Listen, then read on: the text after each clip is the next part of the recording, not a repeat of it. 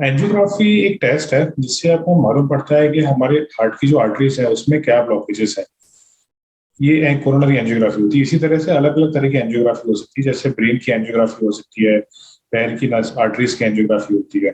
But basically हम आज discussion heart की एंजियोग्राफी के ऊपर ही रखेंगे। सो एंजियोग्राफी इज अ प्रोसीजर जिसमें हमें हार्ट की आर्टरीज के ब्लॉकेजेस के बारे में मालूम पड़ता है।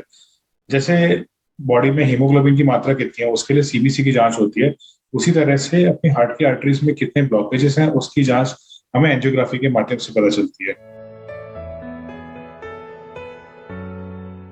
एंजियोग्राफी प्रोसीजर जो होती है वो हम दो तरीके से करते हैं।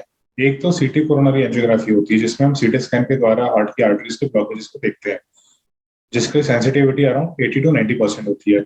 जो गोल्ड स्टैंडर्ड एंजियोग्राफी होती है जो इंटरवेंशनल कार्डियोलॉजिस्ट करता है, वो प्रोसीजर करीबन 15 से 20 मिनट की होती है, जिसमें हम एक छोटी सी सुई लगाते हैं आपके हाथ में या फिर आपके पैर में, और उसके माध्यम से हम एक ट्यूब लेके जाते हैं आपके हार्ट तक और हम इंजेक्शन देते हैं डाई का।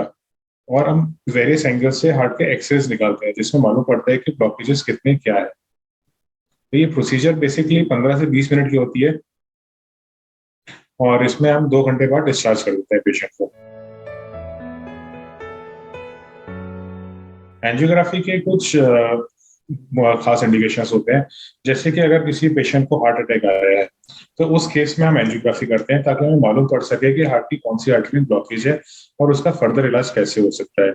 या आपको रिसेंटली कभी हार्ट अटैक आया हो, या अगर पेशेंट को चलने फिरने पर सीने में दर्द, भारीपन, सांस फूलने की आदि की शिकायत हो, तब हम एंजियोग्राफी सजेस्ट करते हैं। या कभी कभी किसी पेशेंट्स को वाल्व की प्रॉब्लम होती है, वाल्व में लीकेज होते हैं या वाल्व में सिकुड़न होती है, तो उन केसेस में अगर 40 साल के ऊपर अगर उम्र होती है पेशेंट की, तो हम सजेस्ट करते हैं कि एंजियोग्राफी एंजियोग्राफी करने से ये मालूम पड़ता है कि अभी अपनी आर्टरी में कितना ब्लॉकेज है और उसके लिए क्या इलाज हो सकता है, जैसे कि एंजियोप्लास्टी या फिर bypass operation. So basically heart के पेशेंट्स में जिनको कभी अटैक आया हो या फिर उनको चलने फिरने में सीने में दर्द, भारीपन की शिकायत हो, तब हम उनको एंजियोग्राफी सजेस्ट करते हैं।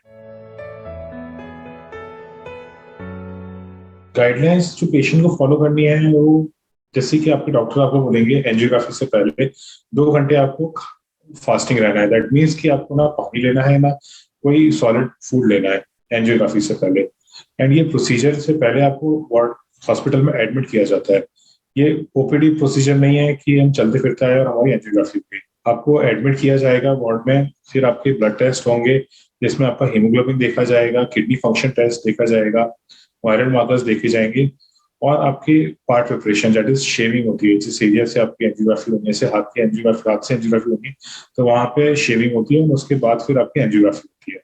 तो पेशेंट्स को बेसिकली ये गाइडलाइन दी जाती है कि आप एटलीस्ट 4 से 12 घंटे की तैयारी के साथ है एंजियोग्राफी करवाने के लिए। ये कोई हीमोग्लोबिन की जांच नहीं है कि हमने ब्लड सैंपल लिया और आपको रवाना कर सकते हैं। Usually the procedure is very safe.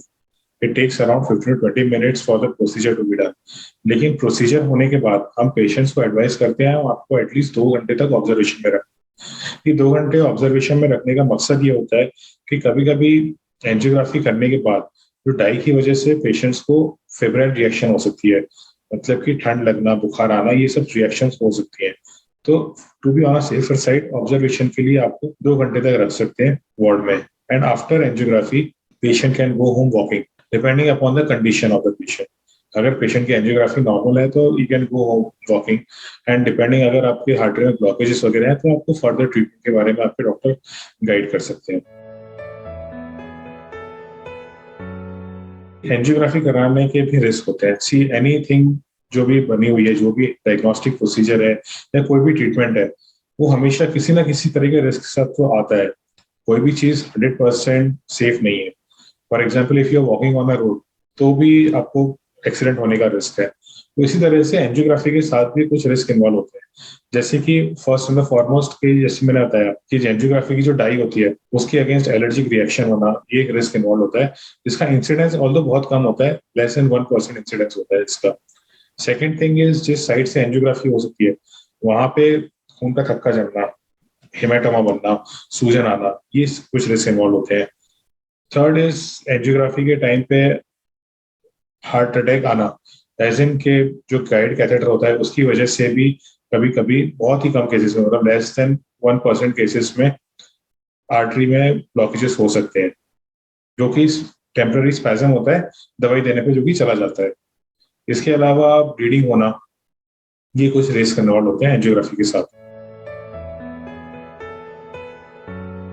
Angiography के मोटे मोटे 3 से 4 तरह के रिजल्ट हो सकते हैं। First and the foremost is, angiography करने पे आपकी हार्ट की आर्टरीज नॉर्मल है। That is the best case scenario जो हर पेशेंट चाहता है, आपकी आर्टरीज में कोई ब्लॉकेजेस ना हो। Second thing is, even though blockages ना होने पे भी आपकी हार्ट की आर्टरीज में जो ब्लड का फ्लो है, ब्लड की जो रफ्तार है, वो स्लो हो सकती है, जिसकी वजह से आपको ब्लॉकेजेस जैसे सिम्टम्स आ सकते हैं। थर्ड थिंग इज के ब्लॉकेजेस होना, जैसे कि 30%, 40% या 50% परसेंटेज बेसिस पे हम ब्लॉकेजेस को बताते हैं। एंड अगर ब्लॉकेजेस की मात्रा अगर 70% से ज्यादा है तो ही वो सिग्निफिकेंट माना जाता है। फोर्थ पॉइंट में बोलूंगा कि सिग्निफिकेंट ब्लॉकेजेस, जैसे कि या तो आपकी आर्टरी 100% ब्लॉक है, या फिर उसमें सिग्निफिकेंट ब्लॉकेजेस जैसे कि 70 to 80% से ज्यादा ब्लॉकेजेस है। तो ये कुछ रिजल्ट्स होते हैं एंजियोग्राफी के, ये आपके डॉक्टर आपको आप तुरंत एंजियोग्राफी के बाद बताएंगे। ऐसा नहीं है कि इसमें टाइम लगता है रिजल्ट्स बताने में। एंजियोग्राफी होने के तुरंत बाद आपके डॉक्टर आपसे डिस्कस करेंगे कि एंजियोग्राफी का क्या रिजल्ट है और उसका फर्दर ट्रीटमेंट क्या होता है।